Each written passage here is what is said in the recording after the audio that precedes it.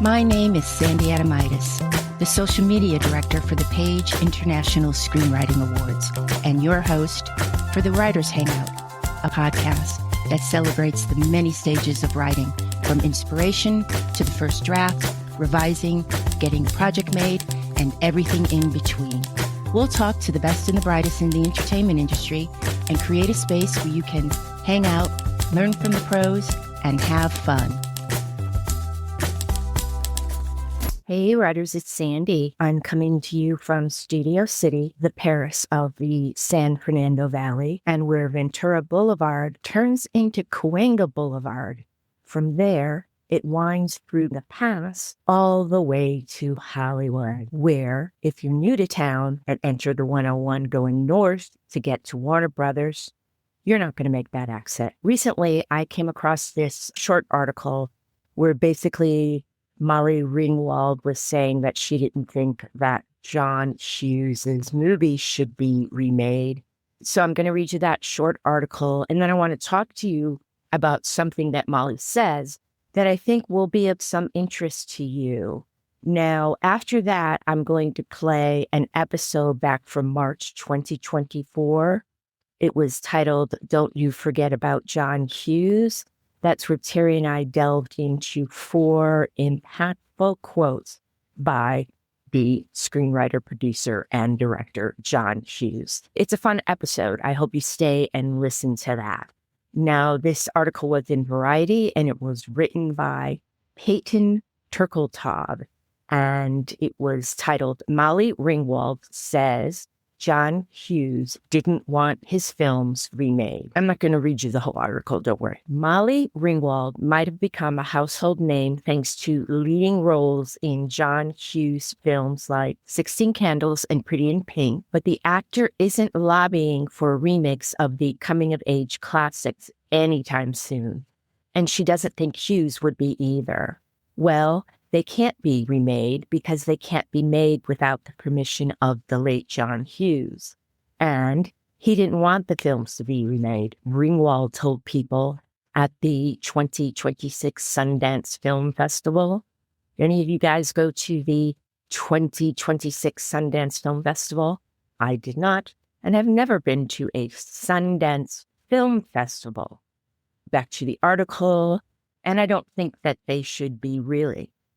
But that doesn't mean Ringwald isn't open to new interpretations of the stories at the center of the iconic films. The actor noted that of all Hughes' films, the most relevant likely remains the 1985 classic cult, The Breakfast Club. Could have a knockdown, drag-out fight between people with which is the best Hughes film. Of course, for me, it is She's Having a Baby, but I think that might even be the least known of all of Hughes' films. Now, back to the article. I feel like if somebody does something, I would prefer that they do something that takes from The Breakfast Club and then builds on it and represents this generation's issues, rather than try to recreate what was of a different time, she said.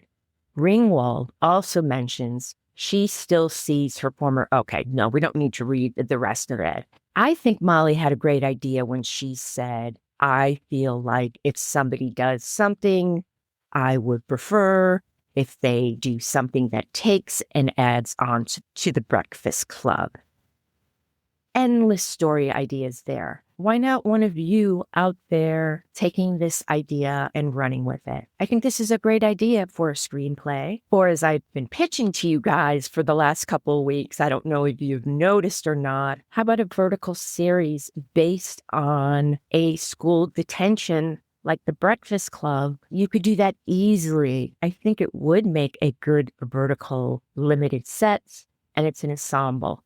Perfect. If you don't know, the plot of Breakfast Club is 5 high school students meet in Saturday detention and discover how they have a great deal more in common than they thought.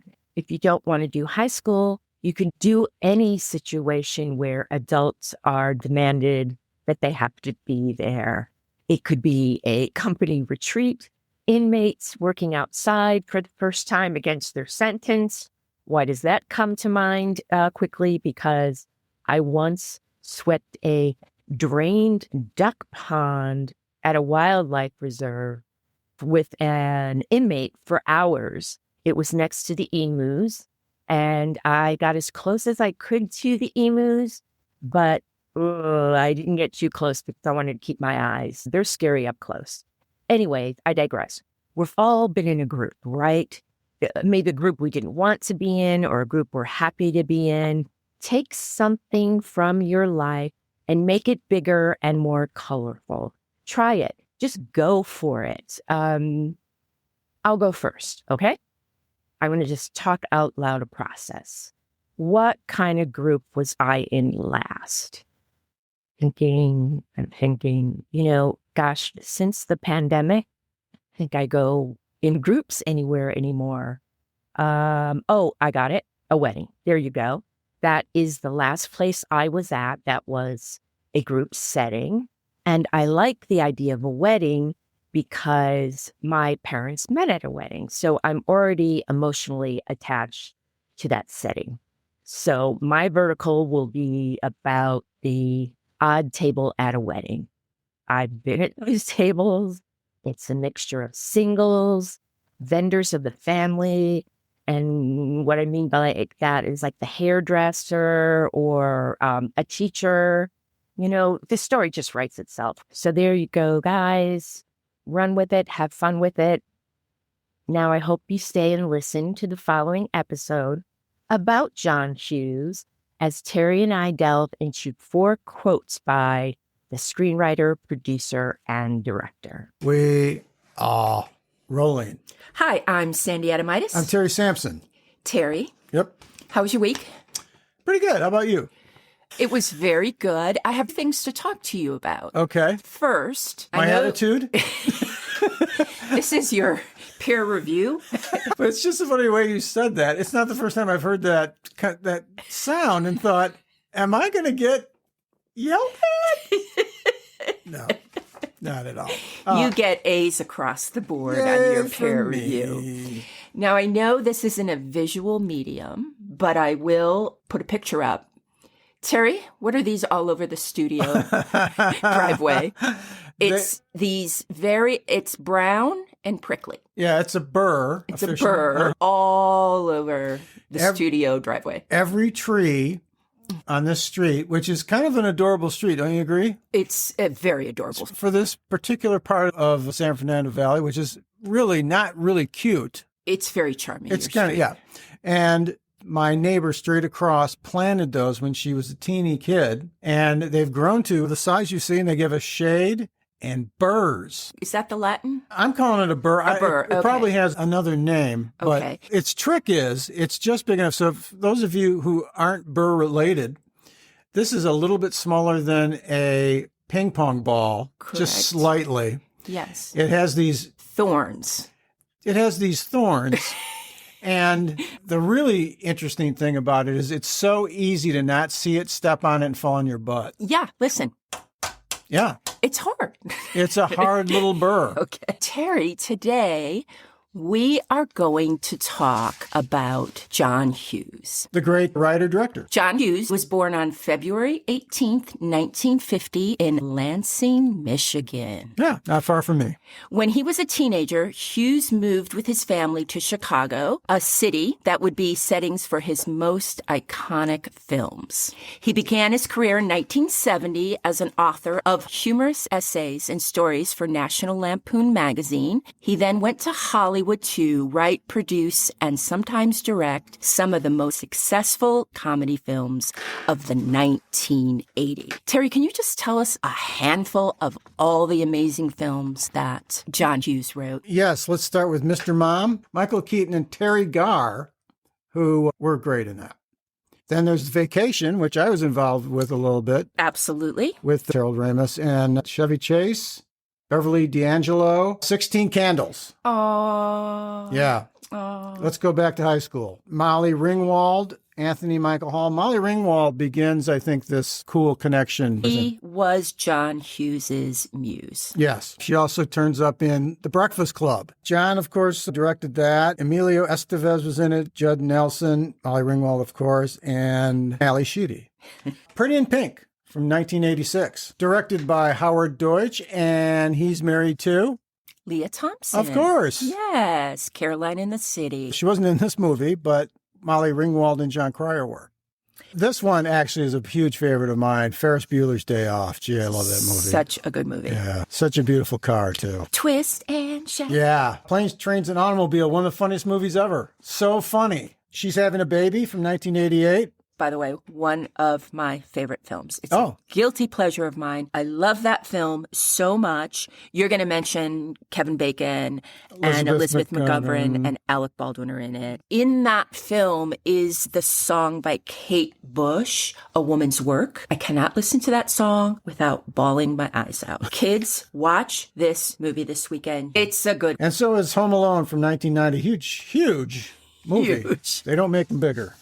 And that's just to name a few. John Hughes got married when he was 20 years old. He married Nancy Ludwig, whom he met in high school. Together, they had 2 children, John and James, both born in 1979. So I'm going to go out on a limb and say that they're twins. On August 5th, 2009, Hughes and his wife traveled to New York City to visit their son, James, and their new grandson. James said his father was in good health and in good spirits that night, and the family had made plans the next day. But on August 6th in the morning, Hughes was taking a walk close to his hotel on West 55th Street in Manhattan, and he suffered a heart attack. What? He was rushed to Roosevelt Hospital. I said Roosevelt. Is Could be it Roosevelt? I think back east, I learned Roosevelt. By the time you get to Michigan, it's Roosevelt. Okay. I don't know what happens in, say, Pennsylvania, something. I'm laughing at this sad moment.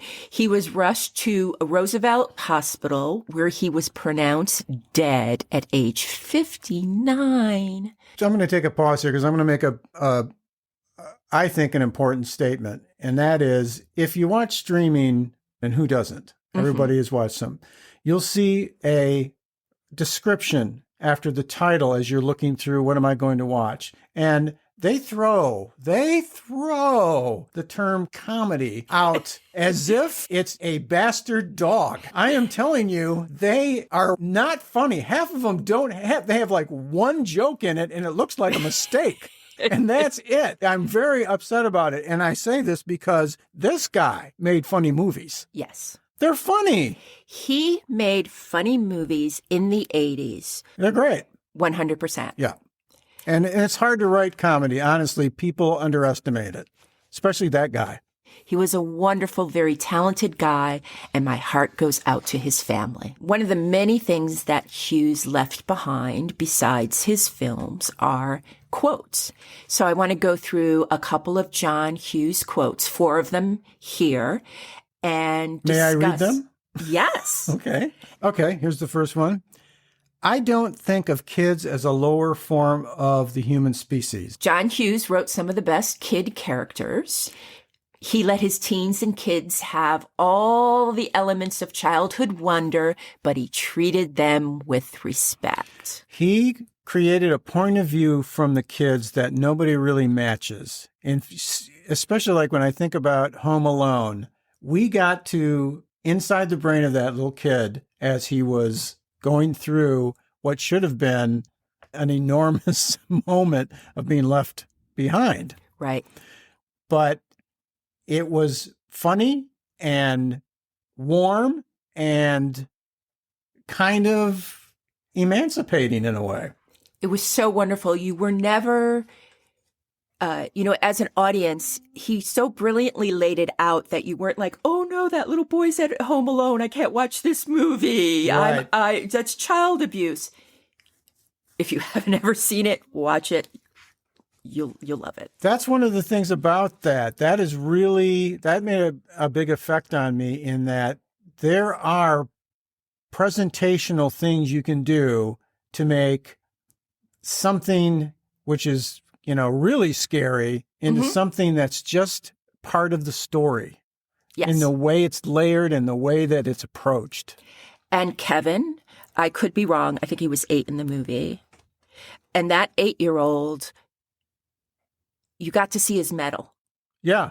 And you don't get to see a lot of metal. No, from an 8-year-old, no. 8-year-old in a suburban Chicago. And along with that, in fact, Hughes, just what you were just saying, revolutionized the teen angst genre and his understanding that even though they might be young people, they are not unintelligent. Right. So writers out there, if you want an unintelligible child in your screenplay, have at it. But this is a great way to look at young people in your script. It's a bigger story. Exactly. 2, things don't always go right for me, says John, and you get kind of used to it. And you can either get incredibly depressed about it or you can laugh at it, find humor in it. Terry, would you agree comedy is best when it's rooted in truth and honesty about life? That's what makes it funny, really. That's the comedy I love. Yeah. There's pratfalls and there's scatological humor and there's outrageous. I love comedy that comes from the character. Absolutely. This quote emphasizes the importance of handling rejection and failure during one's screenwriting journey. No one gets out alive or escapes it.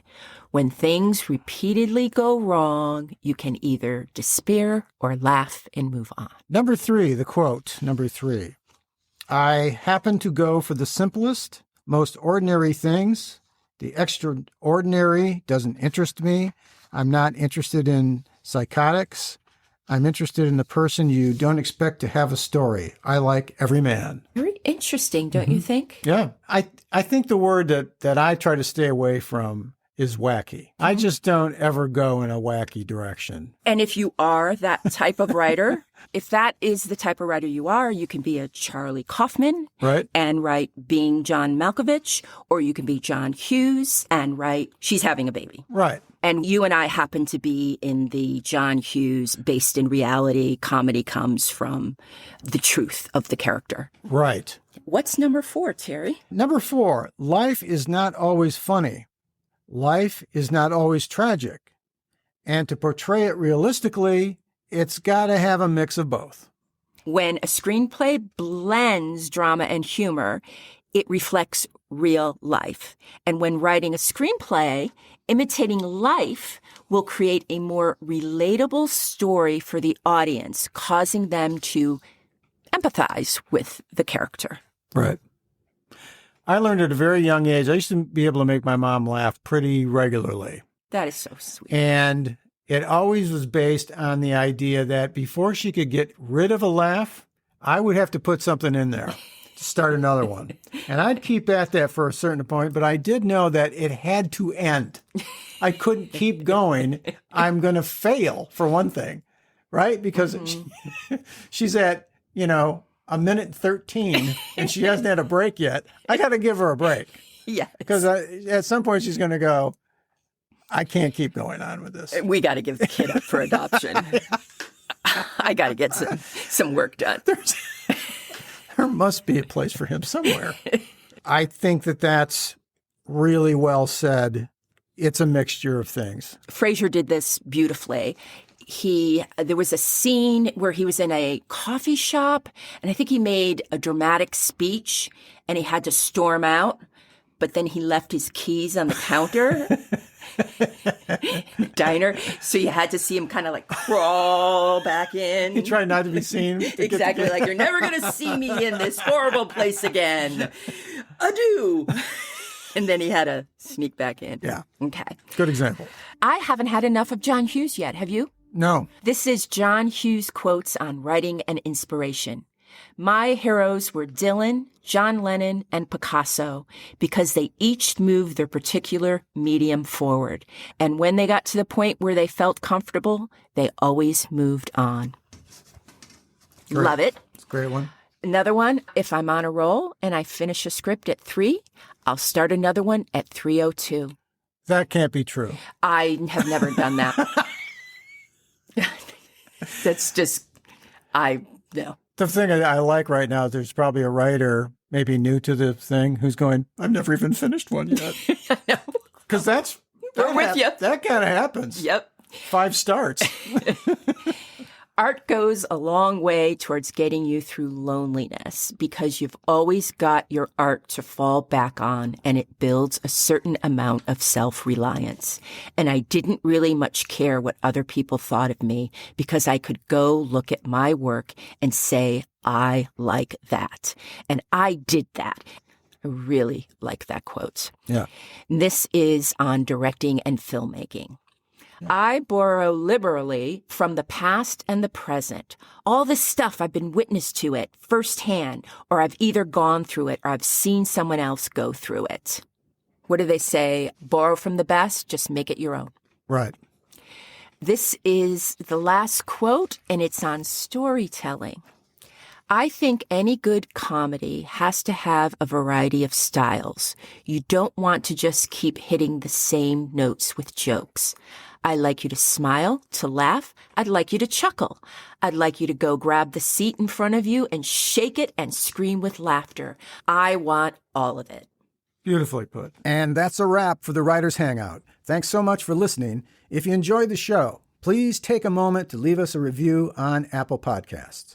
Your positive feedback will help us keep the show going so we can continue bringing you more future episodes. Remember, keep writing. The world needs your stories. The Writers Hangout is sponsored by the Page International Screenwriting Awards, with executive producer Kristin Overn, Sandy Adomaitis, and our music is composed by Ethan Stoller. Alexa, you are gaslighting me.